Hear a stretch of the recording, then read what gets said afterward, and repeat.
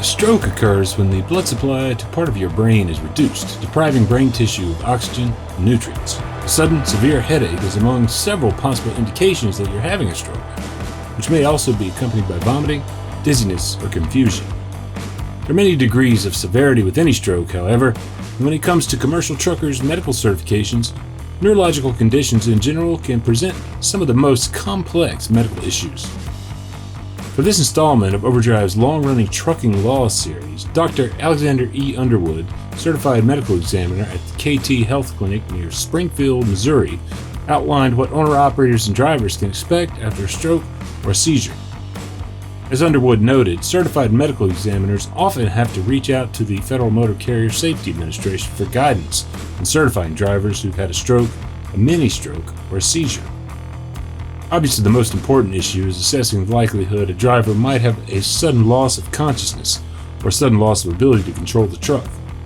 While most circumstances require a cautious approach that in many cases involve lengthy waiting periods, the USDOT has agreed with medical advisory boards that not all neurological conditions preclude an operator from a safe driving career. Diabetes and high blood pressure are significant contributing factors to the development of strokes or mini-strokes, the latter known as transient ischemic attacks or TIAs. According to various studies, commercial drivers have an above-average incidence of those TIAs and strokes, likewise hypertension and diabetes.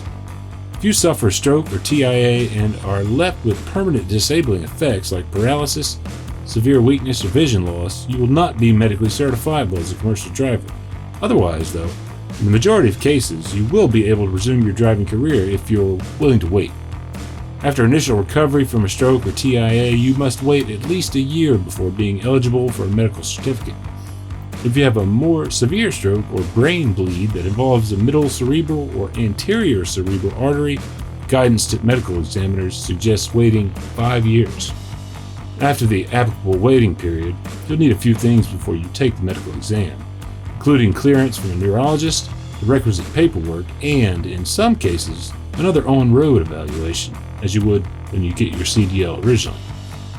If you ultimately do pass the medical exam, you will only be able to be certified for up to 1 year at a time.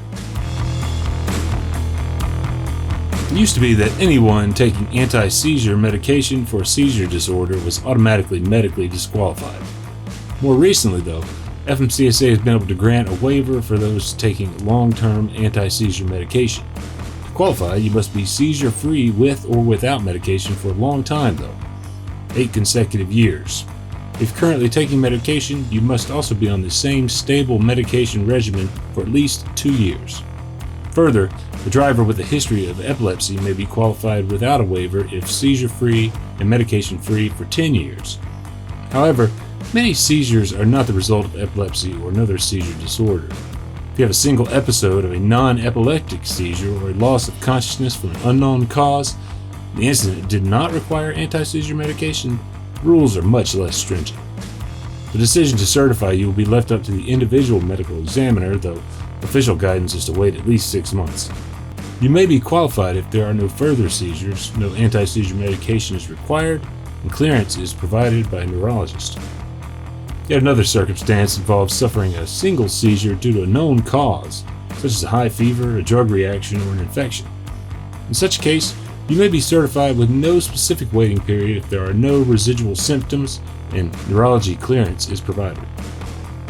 Find this report's author, Dr. Alexander E. Underwood, via the website for the KT Health Clinic. Its physical location just a mile from I-44's exit 80 near Springfield, Missouri. Find more reports around medical rules and regulations for CDL drivers in Overdrive's long-running trucking law series, too.